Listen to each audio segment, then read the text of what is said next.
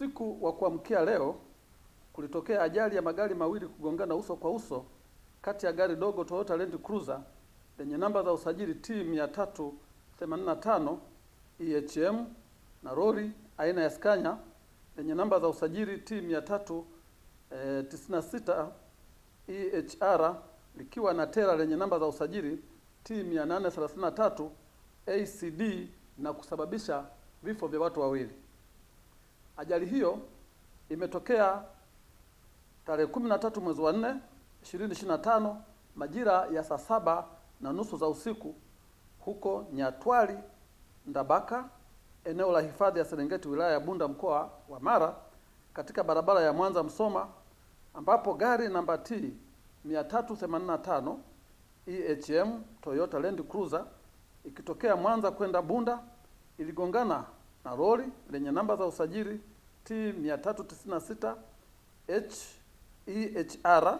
Scania likiwa na tela lenye namba za usajili T 833 ACD na kusababisha vifo vya watu wawili ambao ni mhandisi Boniface Gisima Nyamohanga mwenye umri wa miaka 56, Mkuria na mkazi wa Dar es Salaam, ambaye ni mkurugenzi wa TANESCO Tanzania, pamoja na dereva wake aitwaye Mhajiri Muhammad Haule mwenye umri wa miaka 61, Mngoni, mkazi wa jiji la Dar es Salaam, waliokuwa katika gari hilo dogo. Uchunguzi wa awali umebaini kuwa chanzo cha ajali hiyo ni uzembe wa dereva wa gari dogo kumkwepa mwendesha baiskeli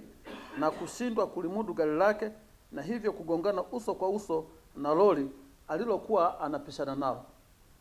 Dereva wa lori alikimbia na kuelekea kusikojulikana mara baada ya ajali kutokea. Miili ya marehemu hawa wawili